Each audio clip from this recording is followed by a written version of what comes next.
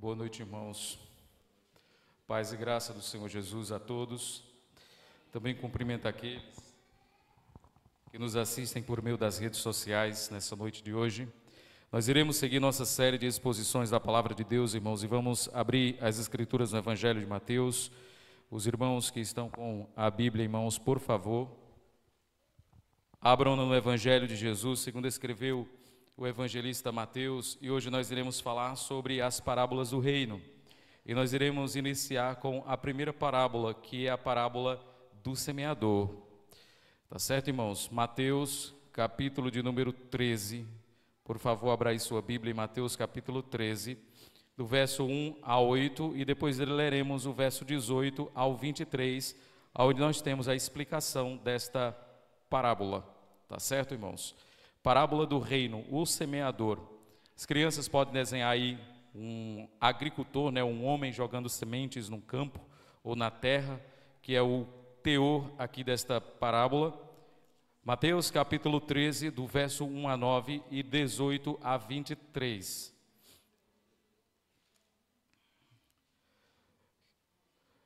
Meus irmãos, nós iremos seguir com a leitura da passagem bíblica, é uma leitura um pouco extensa. E eu queria que os irmãos, por favor, acompanhassem aí em sua Bíblia a leitura do texto sagrado. Diz assim: naquele mesmo dia, saindo Jesus de casa, assentou-se à beira-mar, e grandes multidões se reuniram perto dele, de modo que entrou num barco e se assentou, e toda a multidão estava em pé na praia. E de muitas coisas lhes falou por parábolas e dizia: eis que o semeador saiu a semear. E ao semear, uma parte da semente caiu à beira do caminho, e vindo as aves a comeram. Outra parte caiu em solo rochoso, onde a terra era pouca, e logo nasceu, visto não ser profunda a terra. Saindo, porém, o sol, queimou, e porque não tinha raiz, secou-se. Outra caiu entre os espinhos, e os espinhos cresceram e a sufocaram. Outra, enfim, caiu em boa terra e deu fruto, a 100, a 60 e a 30 por um. Quem tem ouvidos para ouvir, ouça. Agora o nosso Senhor Jesus, irmãos, ele vai explicar a parábola no verso de número 18. Veja aí. Atendei vós, pois, a parábola do semeador. A todos os que ouvem a palavra do reino e não a compreendem, vem o maligno e arrebata o que lhes foi semeado no coração. Este é o que foi semeado à beira do caminho. O que foi semeado em solo rochoso, esse é o que ouve a palavra e recebe logo com alegria, mas não tem raiz em si mesmo, sendo antes de pouca duração. Em lhe chegando a angústia ou a perseguição por causa da palavra, logo se escandaliza. O que foi semeado entre espinhos e o que ouve a palavra, porém os cuidados do mundo e as fascinações das riquezas sufocam a palavra e fica infrutífera. Mas o que foi semeado em boa terra é o que ouve a palavra e a compreende. Esse frutifica e produz a 100, a 60 e a 30 por um. Só até aqui, irmãos.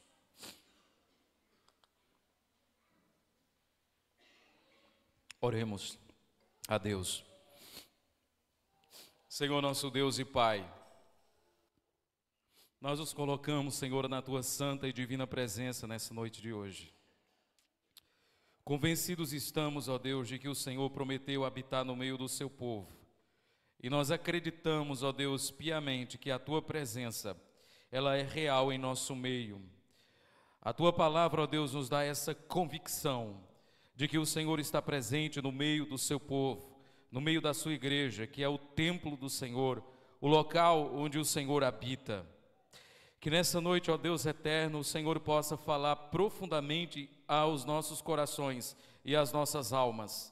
E como nós precisamos, ó Deus, urgentemente ouvir a Tua palavra, meditar nela e ter os nossos corações confrontados por essa divina e gloriosa verdade.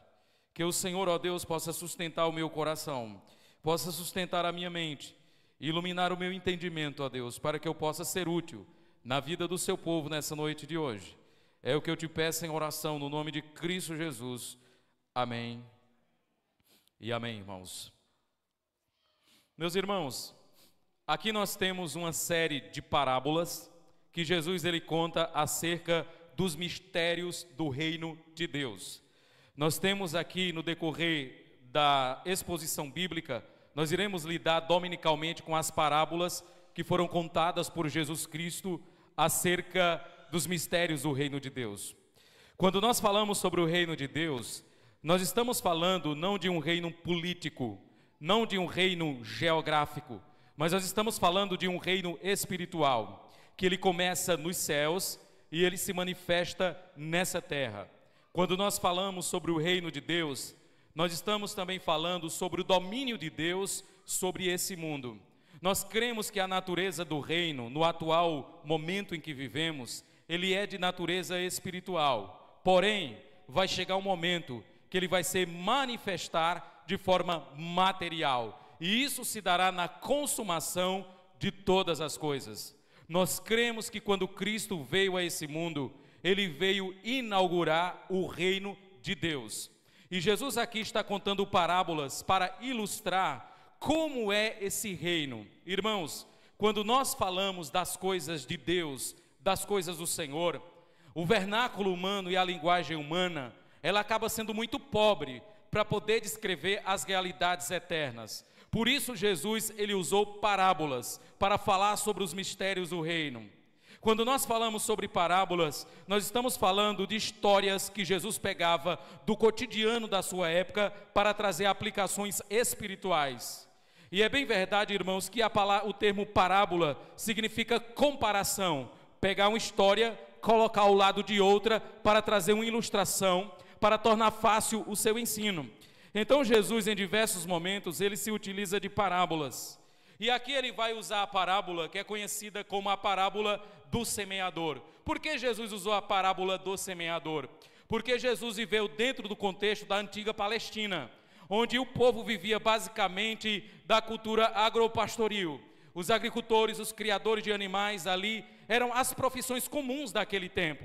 Portanto, o Senhor Jesus, ele usava histórias do cotidiano das pessoas para poder ensinar lições espirituais. E é interessante, irmãos, que ele inicia as parábolas sobre os mistérios do reino com a parábola do semeador. E ele vai dizer o seguinte: naquele mesmo dia, saindo Jesus da casa, provavelmente a casa aqui seria a casa de Simão e André, assentou-se à beira-mar e entrou em um barco, e as multidões estavam ali ao seu redor. Meus irmãos, Jesus não tinha um púlpito naquele momento, e ao subir no barco, ele usa o barco como uma espécie de plataforma para poder ensinar aquelas multidões que estavam ali ao seu redor. Portanto, o púlpito, o barco serviu de plataforma ou de púlpito para ele poder lançar o seu ensino.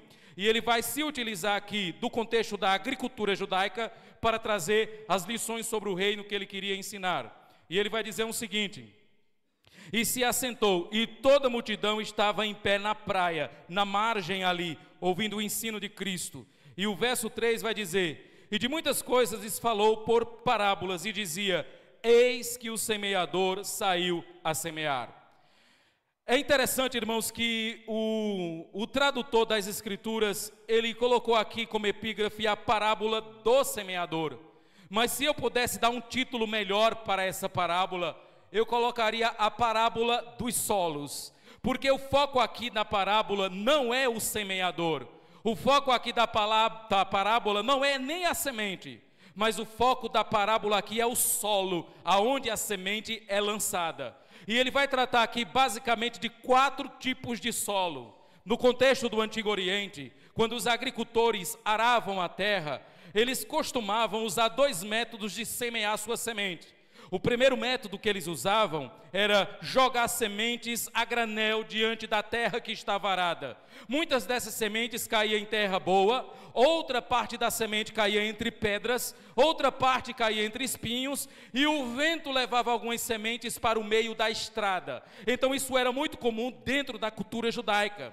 Outro método também de semeadura era quando eles pegavam um jumentinho, ele colocava um saco em cima do jumento, ele cortava ali parte daquele saco, e enquanto o jumentinho ia andando, as sementes iam caindo sobre a terra. E muitas vezes o jumentinho atravessava uma estrada e as sementes acabavam também caindo ali. Portanto, eles usavam basicamente esses dois métodos. Eles usavam o jumentinho com o saco furado e eles usavam também o método de jogar a semente na terra que havia sido arada. Portanto, meus irmãos, ao contar a parábola aqui, ele vai falar que existe aqui 4 tipos de solo. Se você for ler aí o verso 4 em diante, olha o que ele vai dizer. E ao semear, uma parte da semente caiu à beira do caminho, vieram as aves do céu e comeram. Isso era muito comum naquela época, quando as sementes caíam no caminho, que era de terra batida, porque as pessoas andavam, ela não germinava. Então as aves vinham e comiam aquela semente. E ele vai dizer no verso 5, outra parte caiu em solo rochoso. As rochas aqui não são as rochas que estão à vista do agricultor, são as rochas que estão embaixo do solo, que faz com que a semente plantada germine, mas ela não crie raízes. Então essa semente que cai no solo rochoso, ele vai dizer que a terra era pouco, ou seja, era muito superficial, logo nasceu, visto não ser profunda a terra, saindo o sol, queimou, porque não tinha raiz, secou-se. Na verdade, a semente tinha raiz, só que a raiz dela era uma raiz muito pequena, porque as rochas que estavam submersas no solo não permitiam a raiz fincar no solo. Portanto, o sol, quando nascia, secava aquela planta e ela murchava e ela perecia. E ele vai dizer no verso 7, outra caiu em espinhos, e os espinhos cresceram e sufocaram. Ou seja, uma parte da semente cai entre espinhos, e os espinhos ali acabam sufocando, e a planta não consegue se desenvolver, e ela acaba também morrendo e perecendo. Outra, enfim, caiu em boa terra, e deu fruto, a 100, a 60 e a 30 por 1. Quem tem ouvidos, ouça. Esse termo aqui, quem tem ouvidos, ouça, é uma forma de Jesus chamar a atenção das pessoas para a seriedade daquilo que ele estava ensinando. Quando ele diz, quem tem ouvidos para ouvir, ouça, ele está falando da seriedade, da importância do ensino que ele está trazendo aqui. Logo após contar essa parábola do semeador, da semente e dos solos, os discípulos ficam sem entender o que ele estava ensinando, e eles pedem uma explicação a Jesus, e eles dizem, Senhor, que parábola é essa? O que o Senhor quis dizer? E no verso 18 em diante, vai haver uma explicação dessa parábola. Alguns críticos modernos, eles vão dizer que o verso 18 em diante, quando tem a explicação da parábola, na verdade, é um acréscimo ao Evangelho de Mateus, por escribas que acrescentaram posteriormente. Eles vão chegar à conclusão que Jesus não dá aqui a explicação, mas quem dá são escribas posteriores na redação do texto de Mateus. Entretanto, meus irmãos, essa ideia, ela não faz sentido. Me parece que Jesus está de fato explicando a parábola que ele trouxe aqui para os seus discípulos que o indagaram, dizendo, conta-nos o que significa essa história do semeador, da semente, dos solos e dos resultados de cada uma dessas sementes. Jesus estava querendo ensinar alguma coisa ali sobre o reino de Deus. E nós sabemos, meus irmãos, que Jesus vai dar uma explicação aqui interessante. A primeira coisa importante que eu queria chamar a sua atenção é que Jesus vai mostrar que o semeador aqui é Ele próprio. O semeador é Cristo, aquele que lança a semente. Mas não somente Cristo. William Hendricks vai dizer também que o semeador pode ser qualquer pessoa que prega o Evangelho. A grosso modo, ele está tratando ali de Cristo, mas também daqueles que pregam a palavra. Portanto, o semeador aqui é aquele que prega, é aquele que proclama o Evangelho. Ele é uma espécie de agricultor. A semente aqui nós já sabemos que é a palavra de Deus sendo pregada, é a palavra de Deus sendo semeada. E os 4 tipos de solo aqui, o solo batido, o solo pedregoso, o solo espinhoso e o solo receptivo. Esses 4 tipos de solo aqui, o que significa? Significa o coração do homem. Porque é no coração do homem que a palavra de Deus é semeada. Portanto, esses 4 tipos de solo aqui fala de 4 tipos de coração que recebe essa palavra. E Jesus agora vai trazer a explicação, meus irmãos, do verso 18 em diante. Olha o que ele vai dizer. A explicação para o verso 4 está no verso 18. Olha o que ele diz. 18 e 19. Atendei vós, pois, a parábola do semeador. A todos os que ouvem a palavra do reino e não compreendem, vem o maligno e arrebata o que foi semeado no coração. Olha que interessante. Ele vai dizer, irmãos, que aqueles que ouvem a palavra e não compreendem a palavra, o maligno vem e tira do coração aquilo que foi semeado. E o maligno é representado por aquelas aves que comeram os grãos que caíram sobre o caminho. Aquelas aves que comeram os grãos que caíram sobre o caminho é comparado por Cristo aqui aos demônios, ou à ação do maligno. Meus irmãos, Jesus aqui ele nos mostra que é muito importante que aqueles que pregam a palavra, preguem de uma forma clara para que as pessoas entendam, para que as pessoas compreendam. Aqueles que ministram a palavra de Deus precisam fazer isso com clareza, para que os ouvintes compreendam. Se nós pregarmos, as pessoas não entenderem, nós não estamos pregando absolutamente nada. Portanto, ele vai dizer que a palavra foi semeada, mas as pessoas não entenderam, não compreenderam. Então vem o diabo e tira do coração deles aquilo que foi semeado. Meus irmãos, o apóstolo Paulo também vai dizer na Epístola aos Coríntios que o diabo cegou o entendimento dos incrédulos, para que não lhe resplandeça a luz do Evangelho da glória do nosso Senhor Jesus Cristo. A pessoa mais interessada com que você não compreenda a palavra de Deus é o diabo. E uma vez que você não compreende, ele arrebata do coração aquilo que foi semeado. Segunda explicação que ele vai trazer, meus irmãos, aqui, está no verso de número 20. Olha o que ele vai dizer. O que foi semeado em solo rochoso, esse é o que ouve a palavra e recebe logo, com alegria, mas não tem raiz em si mesmo, sendo antes de pouca duração, em lhe chegando a angústia e a perseguição por causa da palavra, logo se escandalizam. Ele diz que aquela semente que caiu em solo rochoso são aqueles que a palavra foi semeada, eles recebem a palavra e fazem isso com alegria. Mas vindo, meus irmãos, o sol acaba matando aquela planta. O que Jesus está querendo dizer aqui? Que existe um grupo de pessoas que ouve a pregação do Evangelho, que ouve a mensagem do reino de Deus, eles entendem a mensagem, eles recebem a mensagem e eles aceitam com um certo entusiasmo. Eles são movidos por um entusiasmo do coração, mas vindo o sol, mata aquela planta. Que sol é esse? É o sol da perseguição, do sofrimento por causa do Evangelho. Tem pessoas que abraçam o Evangelho, iniciam até a caminhada cristã de forma boa, mas quando vem as lutas da vida, quando vem o sofrimento que é representado aqui pelo sol, a pessoa acaba abandonando o Evangelho, abandonando a igreja e abandonando o Senhor Jesus. Ou seja, não tem consistência, não tem raiz, e na primeira provação, na primeira dificuldade, as pessoas abandonam o Evangelho. Meus irmãos, no período em que a igreja sofreu mais perseguição em sua história, no primeiro, segundo, terceiro século da era cristã, houve um grupo de cristãos que diante do fogo da provação abandonaram o Evangelho. Eles apostataram da fé e eles rejeitaram Jesus Cristo. Pessoas que diante do fogo da provação, eles abandonam a Cristo, abandonam o Evangelho. É como essa semente que caiu sobre as pedras. A raiz não é profunda, ou seja, as pedras impedem essa raiz de crescer. A ideia de pedras aqui, meus irmãos, é a ideia de um coração que ainda está petrificado. Ou seja, a semente vem, adentra o coração, mas ela não germina. E quando tem algum tipo de resultado, vem o sol e seca tudo aquilo ali, e aquela planta morre. Essa é a segunda explicação de Cristo. A terceira explicação está no verso de número 22.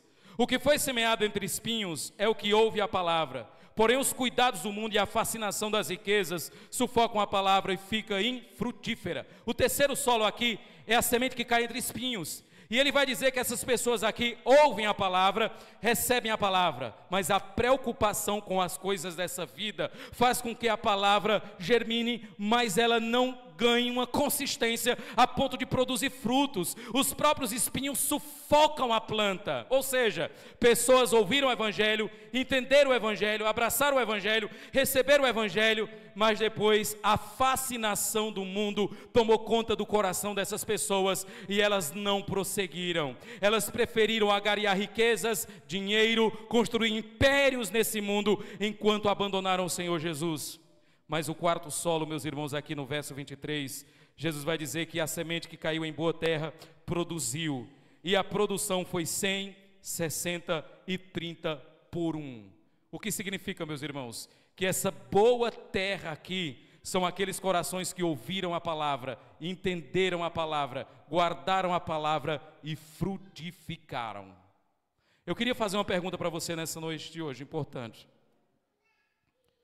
Qual o problema com esses solos aqui que nós acabamos tratando nesse momento? Quando Jesus vai falar sobre a receptividade da palavra, ele vai falar de um coração que parece uma estrada de chão batido. Ele vai falar de um coração que parece uma terra que por baixo dela tem pedras. Ele vai falar de um local onde tem muitos espinhos. E ele vai falar de uma terra boa. Por que essa terra é boa? Será que dentro da raça humana existe um grupo de pessoas que não foram afetados pelo pecado? E que essas pessoas que não foram afetadas pelo pecado, ela tem um coração bom, e por ter o coração bom, elas recebem a palavra? Será que o solo batido, espinhoso e rochoso, será que são aquelas pessoas que foram corrompidas pelo pecado, no seu mais íntimo do ser, no âmago da sua alma? E aquele solo bom, são pessoas que não foram corrompidas pelo pecado? Não, meus irmãos. Todo ser humano que foi corrompido pelo pecado é solo ruim. É solo que não presta. Mas há uma diferença aqui, meus irmãos, fundamental. Quando o agricultor hebreu ia lançar suas sementes, o que ele fazia primeiro? Ele arava a terra, ele preparava a terra para a semente ser lançada. O que eu quero dizer com isso? Esse solo bom aqui não é bom por sua própria natureza, mas ele é bom porque o agricultor arou essa terra, ou seja, Deus trabalhou no coração dessas pessoas para que elas recebessem a mensagem do Evangelho. Da mesma forma que Paulo pregou a palavra e Deus abriu o coração de Lídia, mas o coração de outros não foram abertos. Eu quero dizer com isso para nós, meus irmãos, que nós não podemos olhar para esse solo bom aqui e achar que tem pessoas que não foram corrompidas pelo pecado. Todos foram, sem exceção de ninguém, a não ser o nosso Senhor Jesus. Mas o agricultor está trabalhando no solo do coração das pessoas para que elas olhem a pregação, ouçam a pregação e se convertam e produzam fruto. Na verdade, cada um de nós aqui éramos terras ruins. Éramos terra batida, espinhosa e pedregosa. Mas Cristo um dia arou os nossos corações. Ele tirou os espinhos. Ele arrancou as pedras que estavam no mais profundo do nosso ser. E Ele lançou sua semente. E por causa disso, meus irmãos, o fruto foi visto. O fruto só foi visto porque o agricultor arou a terra. Talvez nessa noite de hoje tenham pessoas aqui que o seu coração é comparado com esse solo rochoso, espinhento ou de chão batido. A minha oração nesse momento é que verdadeiramente o Espírito Santo de Deus possa arar esse coração, para que a semente de Deus possa ser semeada e ela possa verdadeiramente germinar. Nós não temos como arar o nosso próprio coração. Nós não temos, meus irmãos, como nos preparar para nos convertermos. Isso é uma obra do nosso Deus, o eterno agricultor, que trabalha no mais íntimo e profundo das nossas almas. Meus irmãos, nós aprendemos aqui, nessa história que Jesus contou, 4 princípios importantes para nós. O primeiro princípio que nós aprendemos é que o Evangelho, ele deve ser pregado para todos os tipos de pessoas, mas os resultados não dependem de nós. Isso é muito importante. Uma das lições que a parábola do semeador nos ensina é que o Evangelho deve ser pregado para todo tipo de gente, mas os resultados não dependem de nós. Os resultados dependem de quem? De Deus. Um agricultor, quando tem o seu terreno ou sua roça, ele ara a terra, ele prepara o solo, mas se Deus não mandar chuva, não tem jeito. O que é que eu quero dizer com isso, meus irmãos? A nossa responsabilidade como cristãos é pregar a palavra. Nós não temos poder de converter pessoas. Esse poder não existe em nós, meus irmãos. Por isso que a nossa tarefa é semear o Evangelho. Os resultados, eles vêm com Deus. É Deus que dá o resultado.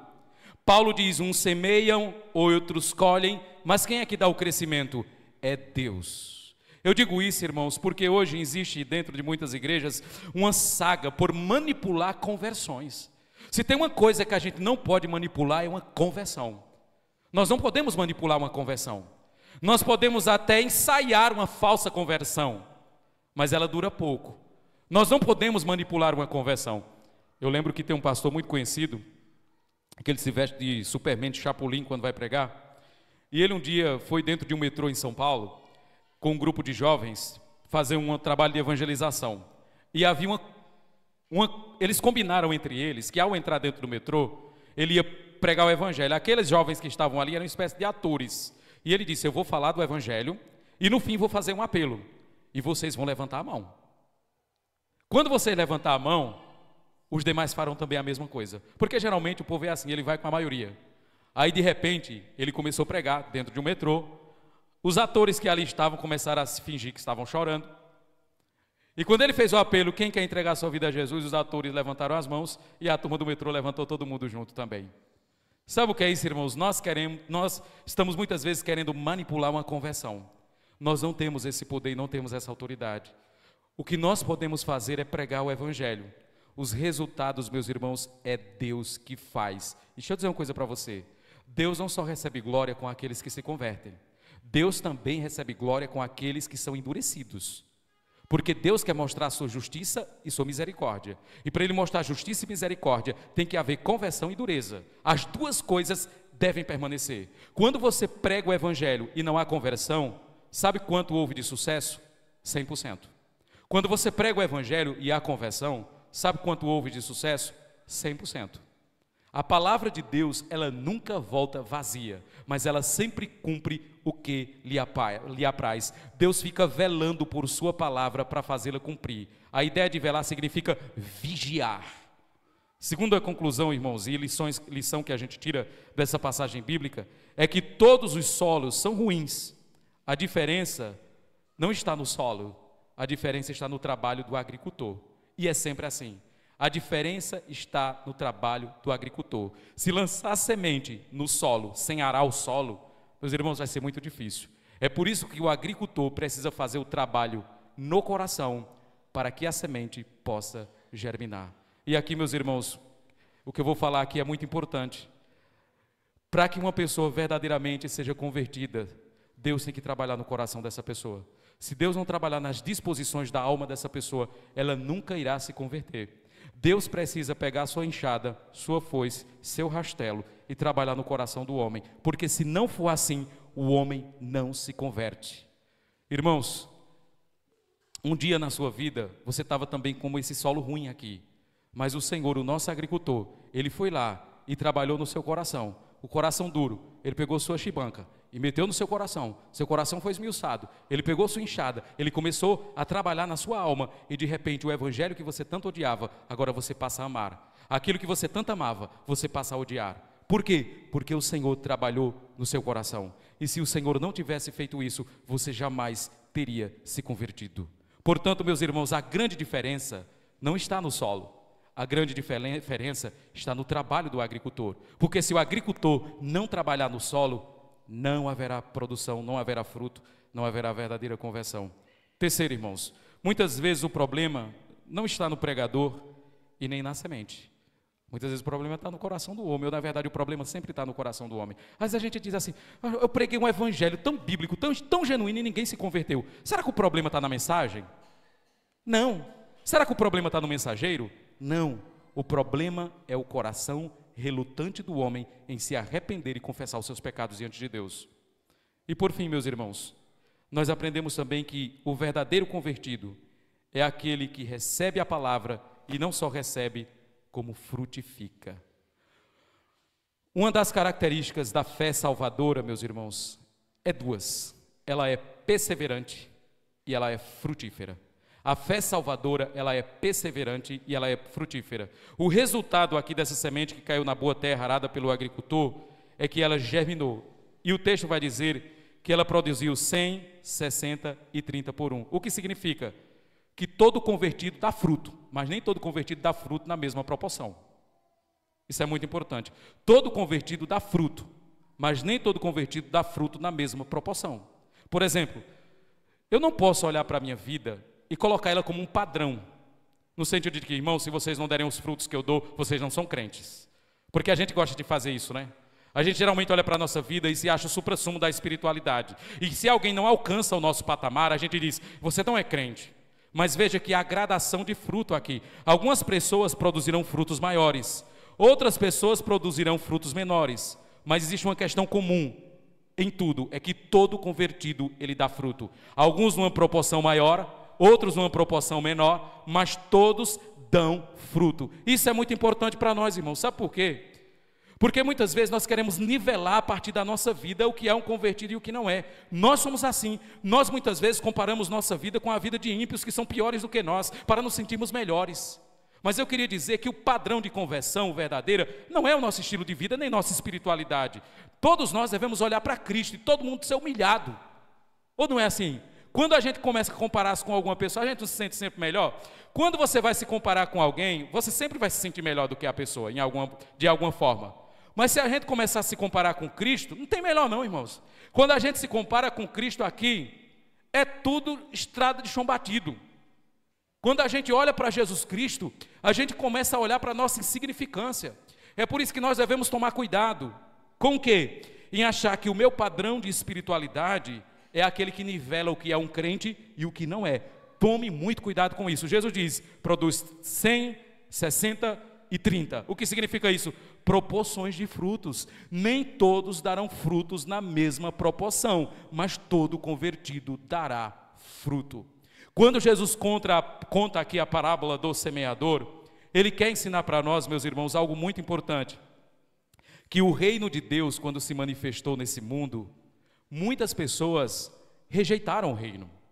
Foi o que aconteceu nos tempos de Cristo. Os judeus esperavam um Messias que viesse fazer uma revolução, destronar Tibério César e estabelecer um califado. Mas Jesus não fez nada disso. Ele trouxe a mensagem do reino e as pessoas rejeitaram o reino de Deus, mas alguns abraçaram o reino.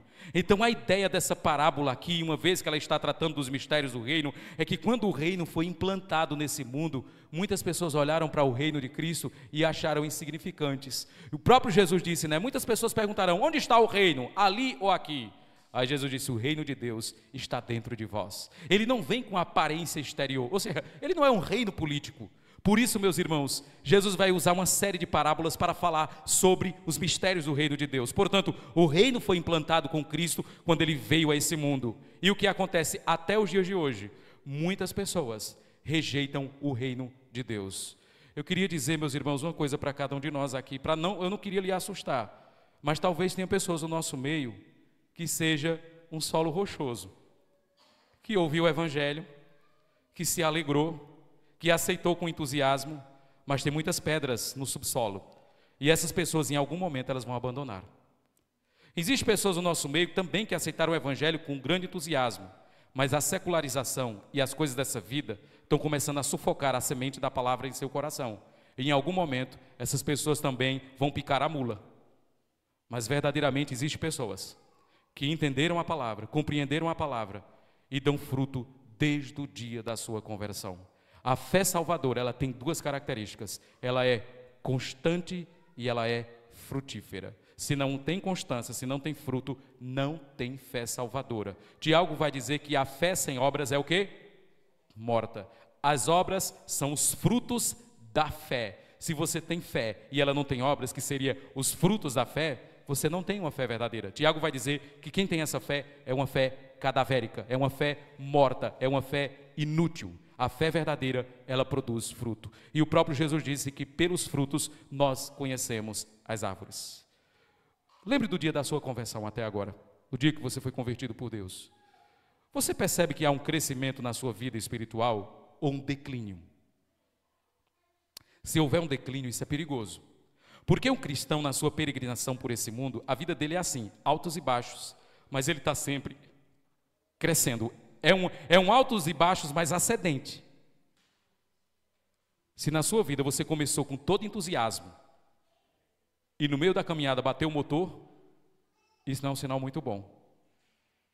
Mas se você começou de uma forma simples e a cada dia você está crescendo, frutificando e se tornando mais parecido com Cristo, isso é sinal de uma fé que está desabrochando em seu coração. O contrário disso é uma falsa fé. Falsa fé não produz frutos. Uma falsa fé só produz folhas. Charles Spurgeon, ele tem um sermão muito interessante que eu escutei há alguns anos atrás, em que ele conta aquela história da figueira que tinha folhas, mas não tinha frutos. E Jesus amaldiçoou aquela figueira. Muitas vezes, pessoas que não têm fé, mas estão dentro da igreja, muitas vezes elas parecem aquela figueira cheia de folhas verdes, bonitas, mas quando você chega lá, não tem fruto algum, só tem folhas. Nós, verdadeiramente, irmãos, se somos convertidos por Deus, nós vamos produzir frutos em nossa vida. E detalhe, frutos de forma gradativa. Para encerrar esse momento, nunca se esqueça que tem pessoas na igreja, o fato de uma pessoa não estar dando tanto fruto quanto você está dando, não significa que ela não seja um crente, não significa que ela não foi convertida por Deus. Essa produção de fruto, ela varia na vida de cada cristão, da mesma forma que a santificação. A santificação também é uma evidência de conversão. Tem um ditado que algumas pessoas dizem dentro da igreja: fulano quer ser mais santo do que eu. Deixa eu falar uma coisa para os irmãos. Existe um aspecto da santidade que todos nós somos nivelados da mesma forma, que é o aspecto posicional. Mas existe um aspecto da santidade que é o aspecto processual, em que ela varia de irmãos para irmãos. Pastor, o senhor está dizendo que tem irmãos que é mais santo do que outros? Sim. Não é errado você falar isso. Tem irmãos que é mais santo do que outros. Tem alguns que são tão santos que se morrer a gente canoniza. Então, a santificação como um processo, ela varia na vida de cada membro. Tem pessoas que têm uma comunhão maior com Deus, mais íntima, e tem uma santificação maior. Tem outras pessoas que têm uma santificação menor, no aspecto processual. No aspecto posicional, todos são santos da mesma forma. No aspecto posicional, todos são santos da mesma forma. No aspecto processual, isso acaba variando na vida de cada cristão. Mas a gente precisa tomar muito cuidado. Uma coisa é a pessoa não produzir frutos. Outra coisa é a pessoa não produzir frutos como você produz. Mas ainda assim ela dá frutos. Eu queria nessa noite de hoje, que você entendesse e compreendesse que, primeiro, nós precisamos pregar a palavra de Deus a todo tipo de gente. Os resultados finais, ele vem com o Senhor. Não é uma manipulação da nossa parte. A questão mais importante não é o solo onde a semente é lançada, mas é o trabalho que o agricultor faz no coração das pessoas para que elas verdadeiramente sejam alcançadas pelo Evangelho. E outro ponto importante também é que um verdadeiro convertido, ele sempre dará frutos. Isso é o que essa parábola de Jesus ensina para nós. Eu queria orar, meus irmãos, com vocês nesse momento, pedir a Deus que Ele possa aplicar essa palavra em nossos corações e que a gente possa sair daqui edificados por essa verdade. Eu não sei se você já leu essa parábola e tinha dúvidas sobre ela, mas essa parábola aqui não deveria ser chamada a parábola do semeador, mas ela deveria ser chamada a parábola dos solos. Porque esse é o teor do que Jesus quer falar aqui. Por incrível que pareça, o semeador aqui é Jesus, mas o foco aqui da passagem não é Jesus. O foco aqui da passagem são os solos do coração, onde a palavra é semeada e alguns crescem, morrem, outras as aves comem, outras não têm profundidade, morrem também com o sol e por fim a terra boa. Eu queria orar nesse momento com os irmãos, pedir a Deus que o Senhor nos abençoe. Queria que você fechasse seus olhos e nós vamos à presença de Deus nesse momento.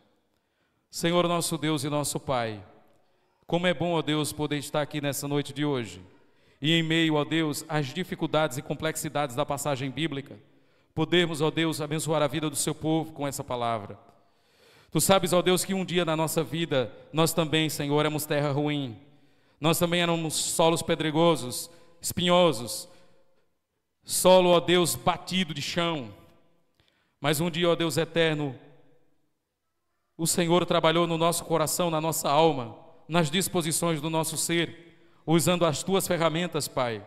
O Senhor arou a terra do nosso coração e a tua palavra verdadeiramente pôde germinar. Eu oro a Deus também nessa noite de hoje, pedindo que o Senhor possa ir ao encontro de corações que estejam porventura aqui, nas condições, ó Deus, desses solos, ó Deus, infrutíferos, e que o Senhor possa trabalhar nesses corações como um exímio agricultor, preparando, ó Deus, para que a semente possa verdadeiramente ser germinada. Eu oro, ó Deus, também nesse momento, para que o Senhor tire da nossa mente, ó Deus eterno, todo pensamento de que nós somos o padrão do que é ser um cristão. Que possamos compreender, ó Deus, que nem todos darão frutos na mesma proporção que nós. E isso não significa, ó Deus, que eles não foram convertidos.